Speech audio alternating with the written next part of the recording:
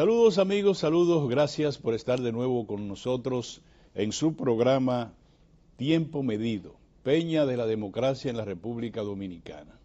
Son ustedes muy amables en estar con nosotros en este momento cuando llegamos a sus hogares o a los lugares donde ustedes se encuentren a través de Teleradio América para todo el mundo con todas sus disponibilidades tecnológicas, además con todas las plataformas tecnológicas también, digital, puesta a su disposición de este programa y de este canal.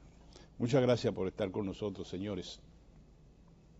En el día de hoy, Abinader Fortunato, sin que él inmediatamente lo supiera, no está con nosotros, porque este programa tuvo que ser trabajado mucho antes, en razón de que el productor tiene compromisos profesionales y por eso estoy con ustedes de esta manera. Miren, señores, hay varios temas, tanto nacionales como internacionales, para nosotros reflexionar. Recuerden que los programas nuestros están señalados de esa manera. Nosotros no participamos de la piratería mediática. Nosotros exponemos nuestros criterios libremente y por eso abogamos tanto, defendemos tanto a la democracia real, a la democracia que no sea tutelada en nombre de una revolución socialista, pero tampoco en nombre de un gobierno ultra o de una administración ultraderechista. No, la democracia. Si están los dos extremos, vamos a decir entonces una democracia equidistante, centrista, fuerte, inclusiva, que piense en el ciudadano fundamentalmente. Por eso ustedes nos ven aquí cada día ejerciendo la democracia. Que nadie nos diga que hay que empeñarla, que hay que llevarla a una compraventa para obtener algún beneficio de naturaleza personal, corporativa, sectorial. Yo recuerdo cuando mi tiempo de universitario, mi tiempo de escuela secundaria, yo tenía un reloj, no digo la marca para no darle promoción, un reloj que parecía para su tiempo bastante competitivo en el precio.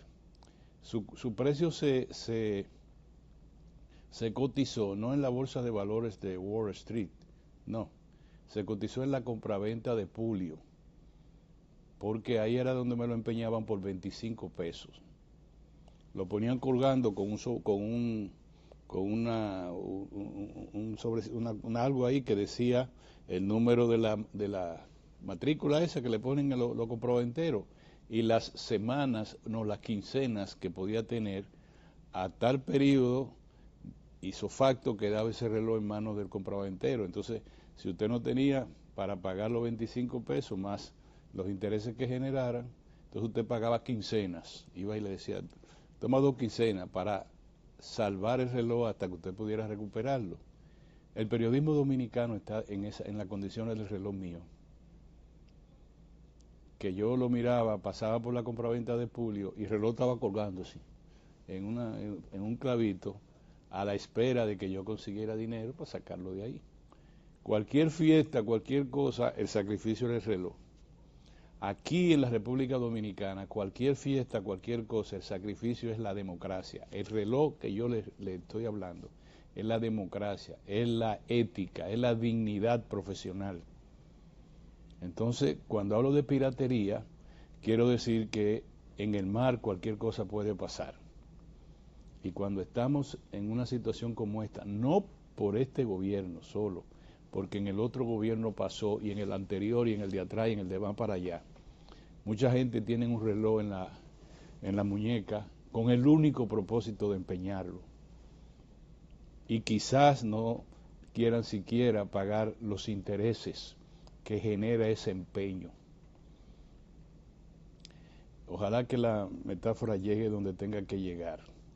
Ahora le quiero decir algo que a mí me preocupa. Nada más me preocupa, pero no más allá de lo que a ustedes también les pueda preocupar. En el 1994, después de la crisis que pudo generar en una guerra civil, a propósito de la de la pugna entre el doctor Peña Gómez y el presidente Balaguer por los resultados electorales, para no decir más de ahí, se llegó a un acuerdo que ya lo había planteado en la primera reunión donde yo tuve la dicha de acudir como periodista en la Escuela República Dominicana, como reportero, y el doctor Peña Gómez contó que el presidente Balaguer le dijo: las elecciones han terminado en un empate, por tanto, nosotros lo que deberíamos hacer es dividirnos el gobierno, 2 años usted y 2 años yo, y déjeme comenzar a mí los 2 años adelante. Yo recuerdo que Peña Gómez salió muy contento de esa reunión. No habló con los periodistas, sino le dijo que el diálogo iba por buen camino y se fue a hablar con la dirección de su partido, que parece que lo desalentaron sobre aceptar la propuesta del presidente Balaguer, que evidentemente daba la impresión de que era una trampa, que no cayó el doctor Peña Gómez porque sus compañeros lo desalentaron. Eso es lo que más o menos uno ha entendido. Bueno, el acuerdo posteriormente fue el Pacto de la Dignidad, se llamaba, de la solidaridad y la dignidad democrática, creo que era así, mediante el cual, entre otras cosas, se redujo el periodo de ese año de 4 a 2, se establecieron algunas cosas y se produjo también reformas constitucionales importantes, entre ellas la reforma de la justicia, del orden judicial. Se creó el Consejo Nacional de la Magistratura, y de eso solamente que le voy a hablar, no le voy a hablar de la historia que ustedes conocen del 94.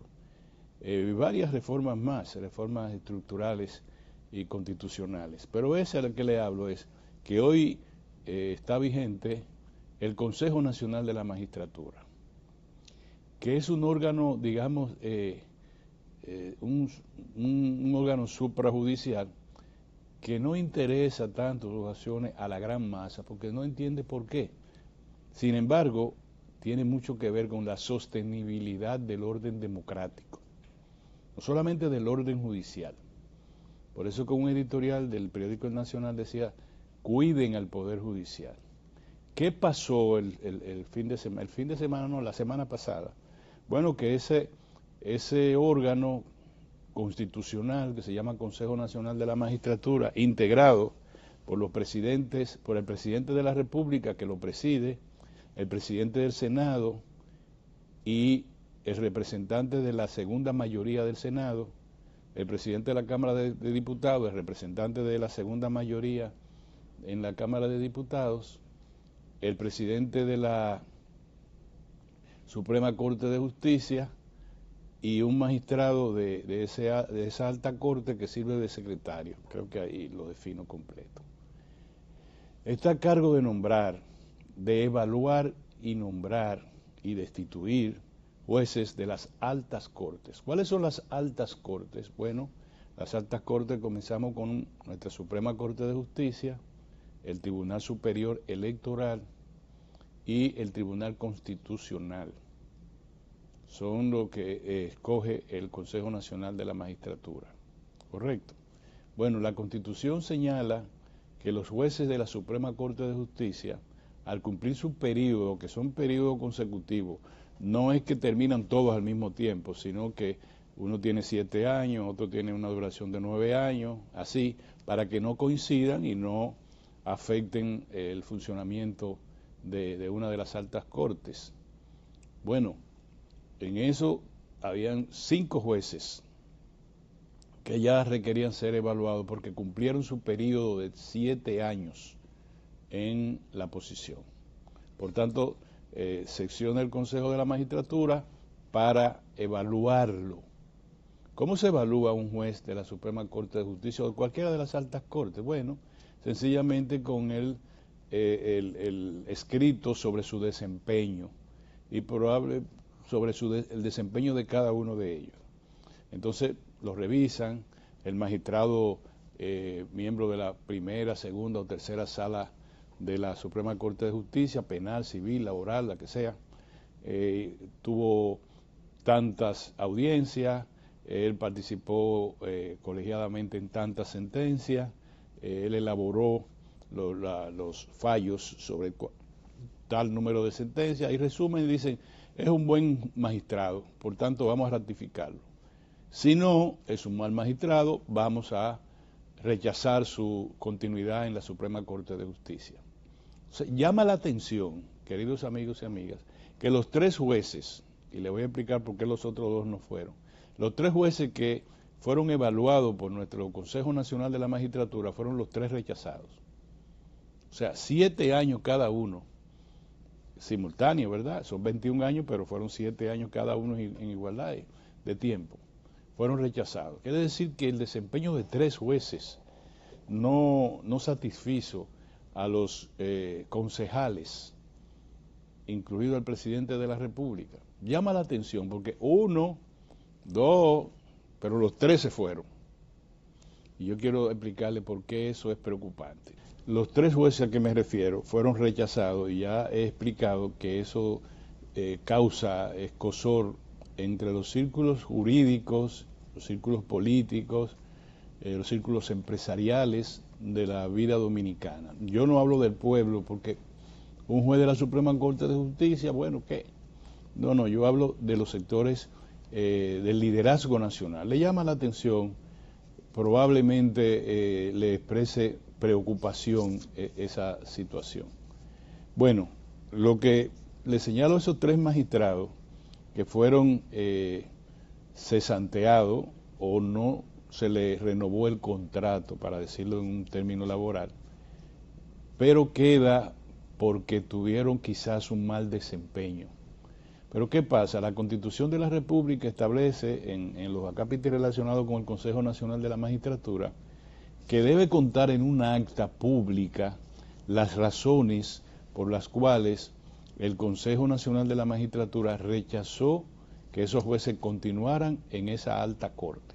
Entonces tienen que decir, miren, el magistrado tal, nosotros establecimos que en razón de tales y tales y tales situaciones, el magistrado tal, y eso no ha aparecido todavía porque lamentablemente primero se anuncia que no van a continuar y después es que se elabora un acta para justificar esa decisión de la Corte, del Consejo Nacional de la Magistratura. Entonces uno dice, bueno, debió dar el acta simultáneamente porque tiene una magistrada de la Suprema Corte es la que lleva el acta y debió, ¿verdad?, quizá con un taquígrafo o algo, estaba una vez terminada, rápidamente en la misma reunión firmen el acta, los miembros de ese consejo lo firman y entonces sale la destitución y el porqué.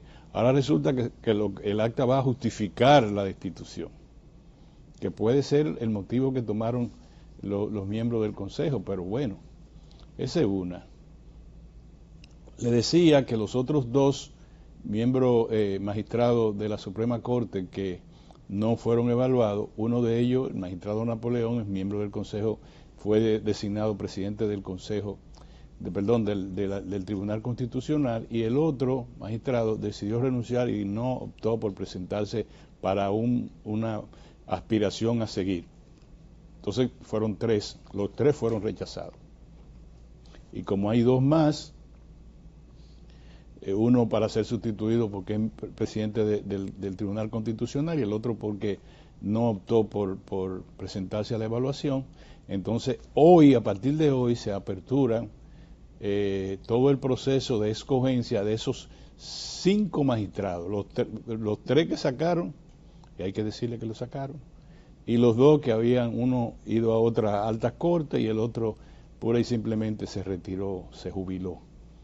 5 de la Suprema Corte de Justicia. Pero hay 5 más del Tribunal Superior Electoral. El Tribunal Superior Electoral es el órgano fundamental para la sanidad de las elecciones de 1928, del 2028, perdón. Y los 5 lo van a escoger. Si lo van a escoger como con la misma lupa, como trabajaron con el Consejo Nacional, como trabajaron con la Suprema Corte de Justicia, hay motivo para preocupación. Y le voy a decir algo más, queridos amigos y amigas. Lo que hacen los gobiernos, porque esa es una decisión de naturaleza política, y yo quiero volver sobre el tema mejor. Le voy a decir ahora cómo actúan gobiernos de economías avanzadas, donde ya la superestructura jurídica y política de esa nación está consolidada. Y perdónenme que tenga un tema tan elitista, pero es muy importante que ustedes lo conozcan. Nos vemos en un momento, señores, tan pronto pasen estos comerciales.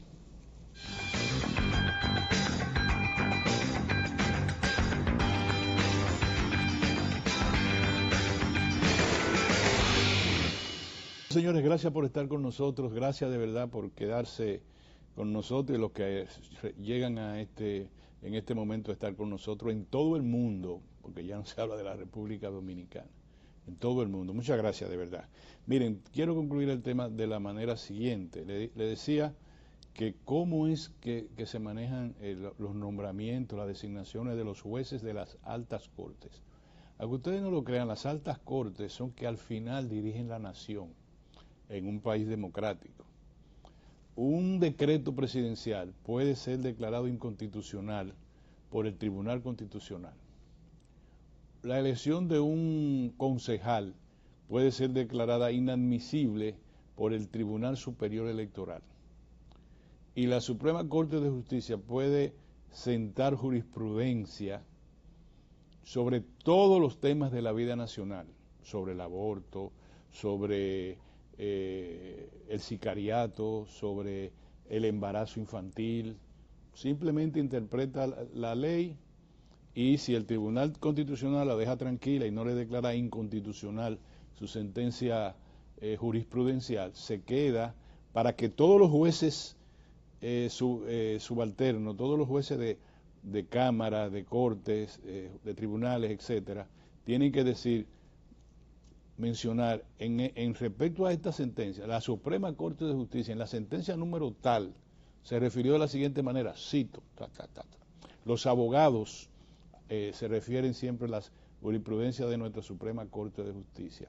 Por tanto, la Suprema Corte de Justicia necesita tener valoración de la sociedad dominicana en términos de reputación. Si usted vota 3 jueces de la Suprema Corte de Justicia, los únicos 3 que decidieron evaluarse, de los 5 que terminaron el desempeño, entonces usted está diciendo, esa Suprema Corte de Justicia no sirve.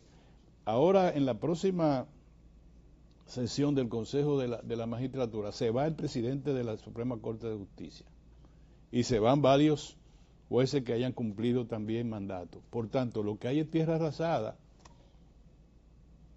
Entonces, ¿qué hacen los otros gobiernos, los otros estados que tienen una democracia jurídica consolidada? Bueno, si es normal, puede ser que una Suprema Corte de Justicia tenga una tendencia conservadora. Si cuando terminan los mandatos de los magistrados actuantes y el sector conservador domina las estructuras que yo le dije, la mayoría del Congreso, la mayoría, el presidente de la República, etcétera,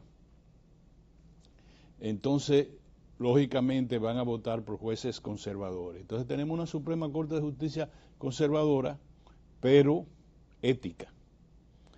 Si es un gobierno liberal y tiene mayoría en los órganos que representa el Consejo Nacional de la Magistratura, entonces tendremos una Suprema Corte de Justicia liberal, porque la mayoría que van a nombrar no es que sean jueces malos, serán competentes, pero serán liberales, si está el gobierno liberal. Es decir, es por tendencia. ¿Cómo ve un juez conservador el aborto? Dice, no, el aborto no puede ser porque la Constitución de la República señala la inviolabilidad de la vida desde el momento de la concepción hasta la muerte. Y ya, es el juez conservador, el juez liberal va a decir no.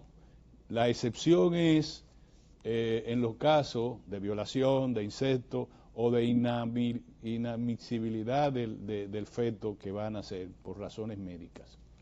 Eso es lo que yo quiero decirle. Ahora, cuando se extreman las cosas, como por ejemplo en Estados Unidos, el presidente Donald Trump lo que quiere es una Suprema Corte de Justicia que acepte sus órdenes. No que tenga idea conservadora o idea liberal, no, es lo que yo diga. Por ejemplo, con respecto a la nacionalidad, o a la ciudadanía, que es el término, de los ciudadanos que nacen en los Estados Unidos. La enmienda tal, no me acuerdo, creo que la 14, dice que todos los ciudadanos nacidos en Estados Unidos son estadounidenses.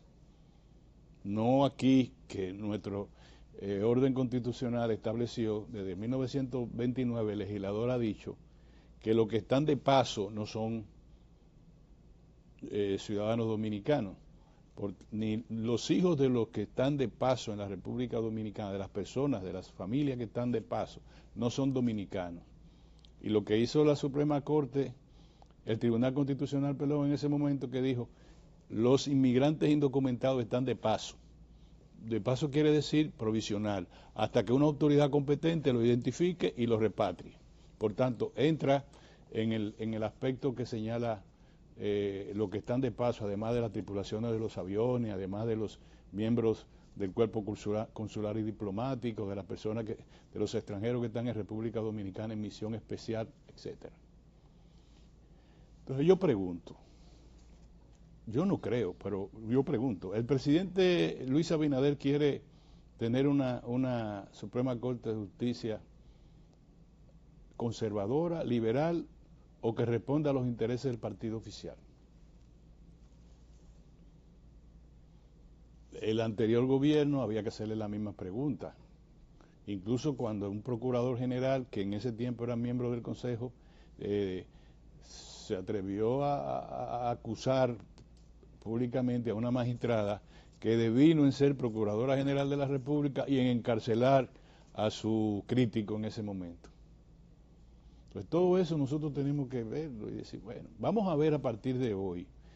La preocupación está porque votaron, la presión votar es muy fea, no le permitieron continuar a 3 jueces. Estamos a la espera del acta que diga por qué, ¿verdad? Y probablemente esa acta diga, uno diga, no, pero están bien votados, porque probablemente, quizás no, quizás sí. Por eso que este programa se toma la licencia de no mencionar los nombres de esos magistrados, porque no merecen que, además de que no le permitan seguir como ellos querían, que además sean esquilmados en su dignidad. No, yo no tengo razones para decir otra cosa. Por tanto, si estamos hablando de votarlo, si estamos hablando de que el Consejo, el presidente utilizó el voto calificado que tiene, que vale por 2 cuando hay un empate, para que se fueran los 3. Entonces, bueno, yo no digo nada. Vamos a esperar a partir de hoy. Ya, yo lo que quería un poquito, o un poco, ilustrarlos a ustedes en la medida de lo posible sobre lo que está ocurriendo. A partir de hoy comienza, como lo que ustedes saben, todo el aspecto relacionado con la designación de 10 jueces. Todos importantes, todos van a determinar el futuro inmediato de este país, especialmente los miembros del Tribunal Superior Electoral. Imagínense este país de tantas crisis electorales, que tengamos un tribunal electoral de un solo lado. ¿Qué va a pasar? De un solo lado, es correcto, en una economía como la nuestra, una economía ya que ha avanzado tanto en términos económicos, decir que de un solo lado. Yo preferiría decir, bueno, ¿qué pasa si tenemos una corte electoral que sea liberal o que sea conservadora? Eso quisiera yo saber, pero bueno, se lo dejo de ese tamaño y ojalá que todo marche bien. Y yo creo que el presidente probablemente nos dé una sorpresa y nombre en lugar de, use su mayoría, incluyendo su voto calificado, para que jueces probos y jueces no van a ser imparciales, porque esa es una designación de naturaleza política, pero probos y éticos, ya. Eso es lo que quieren, competente, probos y éticos, y ya. Y ahí lo dejamos, y como dicen los abogados, magistrados, a reserva de volver a hablar del tema, porque es muy importante. Miren, señores, ahora yo quiero conversarle a ustedes sobre la Cumbre de las Américas.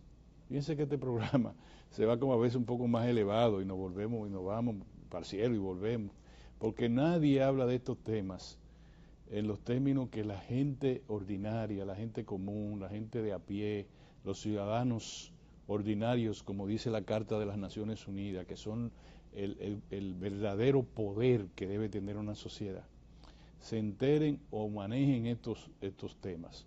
Miren, aquí se va a celebrar ahora en diciembre la Cumbre de las Américas, que es la reunión de todos los presidentes o de los que vengan, de los jefes de Estado, para tratar temas relacionados con el hemisferio.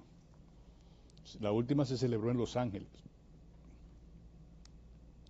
Aquí hay mucha gente que comienza a elucubrar y allá a darle un matiz político partidario a este evento. No, no debe ser.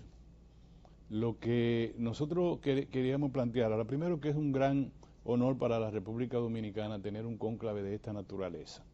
Segundo, no hacerse el loco para que la República Dominicana asuma la responsabilidad de cerrarle la invitación, de no invitar a 3 jefes de Estado o países, porque eso no está en manos de la República Dominicana. Aunque haya que firmar nosotros el retiro de la invitación o la no invitación, la verdad que eso tiene que ver con el país fundamental, la nación fundamental que es el Estados Unidos.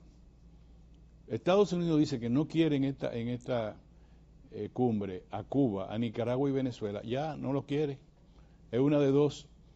No se realiza y somos enemigos de los Estados Unidos y le decimos mejor no realizamos ninguna cumbre si ellos no vienen. No es verdad. Esa es la primera.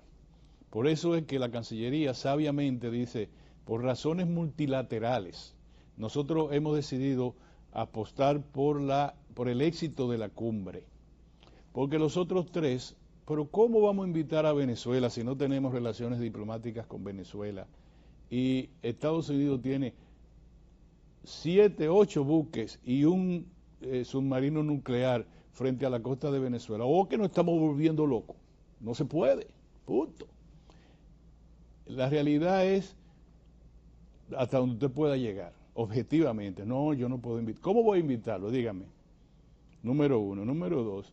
Señores, Estados Unidos le tiene un bloqueo a Cuba desde hace más de 60 años. Ha matado de hambre, no a Gaza, a Cuba. Ah, no, que los cubanos están bien. No, los cubanos estuvieron un poco bien cuando los soviéticos, en ese tiempo soviético, hoy Federación Rusa, lo asistía. Pero Cuba tiene 60 años en la miseria, más ayecta de momento. Los cubanos le llaman periodo especial. Pero bueno, esa es la verdad. Y Nicaragua se ha autoaislado con un presidente títere de la copresidenta, que es la mujer de él. Todo el mundo preso que no responda a eso. Ahora quieren también que lo invitemos. No, hombre, no, déjense de tontería. No se puede y se acabó. No se puede. La realpolitik no se puede. Y ya. Ahora, el otro peligro es que nosotros nos convirtamos en excesivamente sumisos. Lo que no hizo el presidente Luis Abinader cuando solamente era un invitado a la cumbre de Los Ángeles. Cuando le presentaron el texto de las resoluciones de la cumbre, una de ellas decía que habían 3 cosas. Habían países que recibían la inmigración en base a un acuerdo con Estados Unidos que era de paso. Por ejemplo, la inmigración de paso por Panamá, por Colombia, por todo Suramérica y Centroamérica, México, eso tenía un tratamiento. Nosotros éramos receptores de migración. Es decir, la cumbre había determinado, no la cumbre, el escritorio del presidente de los Estados Unidos y de su equipo había determinado que la República Dominicana tenía que ser receptor fundamental de la migración haitiana. El presidente leyó eso y los técnicos que acompañan al equipo del presidente, cuando leyeron, dijeron, presidente, no firme eso, nos va a llevar el diablo si firmamos eso. Palabras mías, claro. Y el presidente dijo, ¿cómo? Espérate. Miren, nosotros tenemos que revisar esto allá en Santo Domingo. Yo se la mando. La están esperando todavía. Es que si el presidente firmaba eso, aquí iba a haber una revolución, se lo digo yo, o una revuelta, o una poblada. Pero eso obligaba porque ese documento es de uso obligatorio en los términos de los acuerdos que se establece, a la República Dominicana ser receptora de la inmigración haitiana, y otros países eran vía de paso. Correcto hizo el presidente, dijo, por aquí que voy. No se paró como a los Che Guevara, Fidel Castro, esto es el imperialismo que no quiere. No, dijo, vámonos. Lo están esperando todavía. Pasó el gobierno de los Estados Unidos y no firmamos eso. Esa es la política, esa es la diplomacia. Y ahora, ¿qué yo digo que puede pasar? Bueno, que sea todos los súbditos del señor Donald Trump, que llegue el señor aquí. Esto es lo que se va a hacer, esto es lo que no se va a hacer, fírmeme esto. ¿Dónde firmo, señor? Aquí. Yo con el aprecio que le tengo al presidente de la República, yo le sugeriría muy humildemente que lea la letra pequeña de todo lo que se haga en esa cumbre. La letra, le diga al canciller que se ponga uno, en vez de gafas que tiene, que son bastante gruesas, que se ponga par de lupa en la cara. Y cuando esté mirando así, bien, y no nos vamos a poder escapar como nos escapamos en Los Ángeles, porque no nos vamos a ir del país. Bueno, se puede escapar de Punta Cana para Santo Domingo, nada más. Pero hay que decirle que no donde se pueda decir que no, o donde se deba decir que no, mi querido y apreciado presidente. Nos vemos en un momento, señores, vámonos.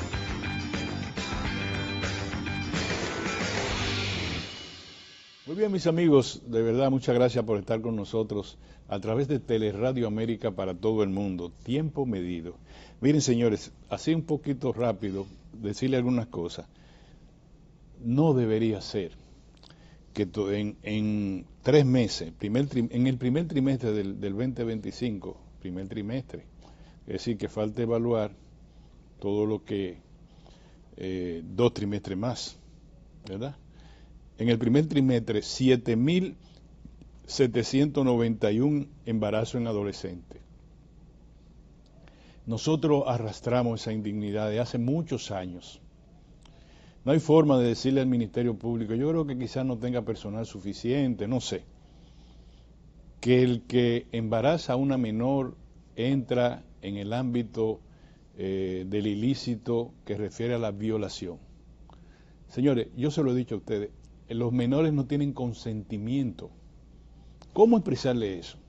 Es decir, una muchacha, una jovencita de 14, 15, 16, hasta 17 años, aunque esté al lado casi ya de la mayoría de edad, la ley le despoja del consentimiento. No puede comprar un apartamento, tiene que ser sus mayores. No puede vender una propiedad que le haya sido regalada por sus mayores o por terceros. No puede hacer nada. No puede ceder su cuerpo, porque eso se llama en derecho vicio de consentimiento. Vicio de consentimiento. No puede consentir. Vámonos para un motel. Ay, sí, cómo no. Mire, magistrado, ya dijo que sí. La voluntad rompe cualquier barrera jurídica de la permisibilidad. No, miren, nos presenta a nuestro director una muchachita embarazada. No, entonces, perdónenme, donde yo aprendí derecho un poquito, es así como le estoy diciendo. No importa que la ley se haya ido por allá, nosotros tenemos un código que se llama Código de Protección de Niños, Niñas y Adolescentes. Léanlo y van a encontrar lo que yo les digo. Entonces, no, ya está embarazada, entonces se muda con su agresor, con su violador, y entonces pasa a ser esclava del violador. Aumenta la deserción escolar, crea condiciones sociales onerosas para la seguridad, para la paz pública, porque es una muchacha que no tiene, excluida, es una excluida. Y hay hombres que tienen 3 y 4 muchachas de esa embarazada, y porque tienen dinero, que es legislador, que qué sé yo qué, que fulano, y lo dicen en el contenturio, yo tengo 3 muchachas embarazadas, o 2, o 1. Y el Ministerio Público hacia eso no dice nada. Yo quisiera, la vez que vuelvo a hablar con Dios por delante, con la magistrada Jenny Berenice Reynoso, apreciada amiga, yo le voy a pedir, como ella está dando conferencias, Hágame una conferencia sobre este aspecto para que nos ilustre el por qué la sociedad dominicana tiene que permitir. Miren, eso por cuatro trimestres, tiene un año. Vamos a calcularlo por 4. 7 por 4, 21. 7 por 4, 28. Yo soy malo en la matemática. Quiere decir, calcúlamelo, hazme el favor, para decirle cuántas niñas quedan embarazadas en riesgo de su propia salud en edades entre 11 a 17 años, violada por adultos. ¿Cuánto? 28. Entonces son 28.000 niñas. Y son 700, son casi 30.000 niñas. Porque los 791 no lo calculamos. 30.000 niñas embarazadas en una sociedad. De ese, más del 90% tienen que ir de la escuela, porque para darle seno a esos muchachos, ¿qué pasa? A esos niños. Bueno, pero ya le expliqué eso. Embarazo en adolescencia, como ustedes lo están viendo ahí. Yo sé de muchas familias que están padeciendo eso, pero están desprotegidas por la ley. La ley no le importa nada, ya se hace notorio. Cuando yo ejercía el derecho penal, escuchaba mucho en los tribunales que el juez le decía al adulto que había embarazado o que había violado, porque así lo señalaban a una niña, lo único que subsanaba esa ofensa jurídica, ahora le decimos ilícito penal, esa ofensa o ilícito penal era el matrimonio en aquel tiempo. Ya eso no existe, ya no se puede. Entonces el juez le decía, ¿usted quiere cumplir 5 años, 5 meses y 5 días de prisión, o opta por casarse con la menor? Oh, magistrado, yo me caso, claro, porque nosotros no queremos.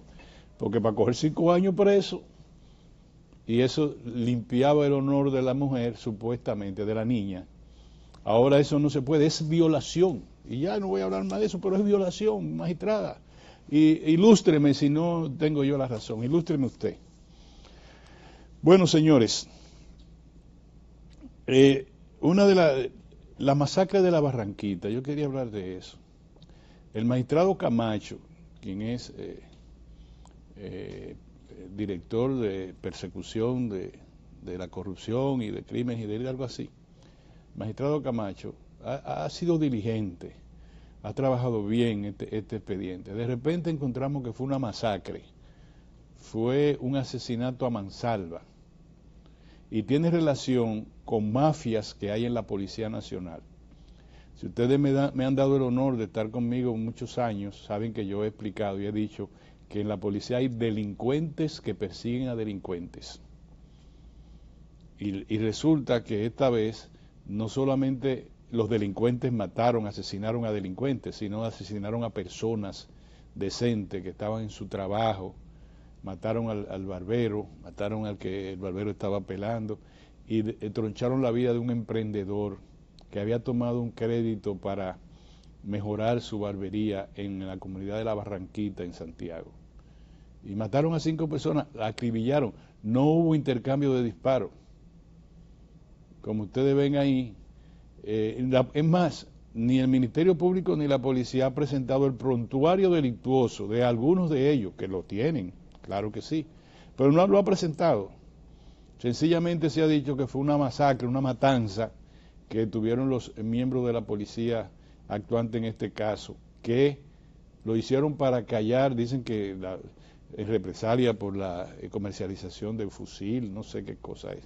Pero vamos a esperar el dictamen final del magistrado actuante y de la fiscal del Distrito Judicial de Santiago.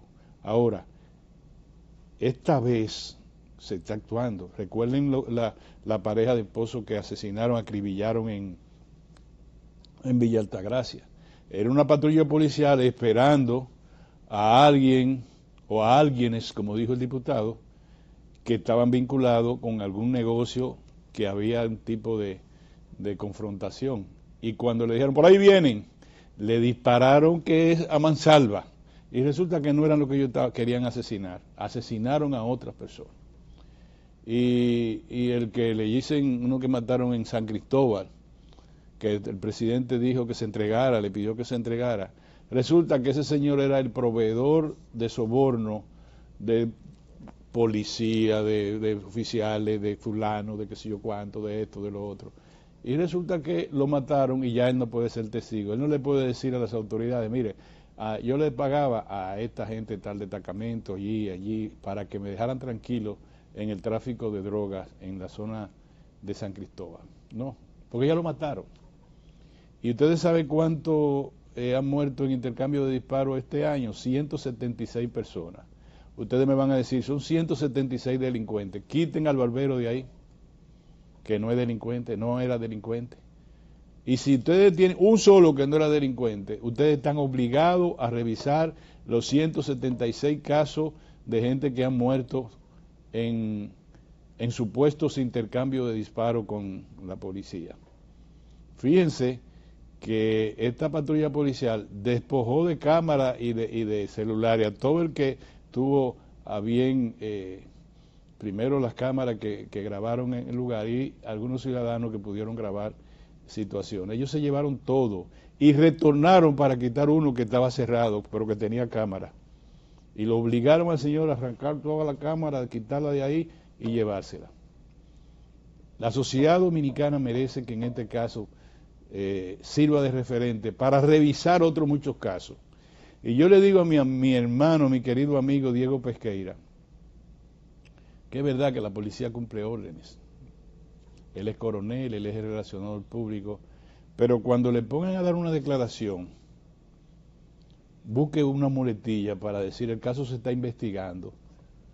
Pero aunque el jefe o quien sea, el director o quien sea, le diga, tilde a los muertos de delincuentes, él sabe, yo creo que Pesqueira no es abogado, pero él sabe, por su vasta experiencia, es un excelente periodista, decirle, no, vamos a ponerle presunto delincuente, y vamos a ponerle esto para cuidarnos nosotros, de decir que la policía investigue este caso. No lo dé por cerrado, no diga que eran reconocido delincuente de peligroso, qué sé yo, qué cosa. Ese es una.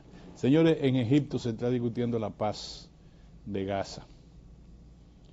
Ojalá se dé esa paz que tanto se quiere. Este programa ha dicho, sin Hamás y sin Israel, que el pueblo palestino pueda dirigir su franja, la tierra de Cisjordania, y que el pueblo palestino pueda convertirse en un futuro no lejano, en un auténtico Estado nacional de derecho, sin importar la historia de la religiosidad.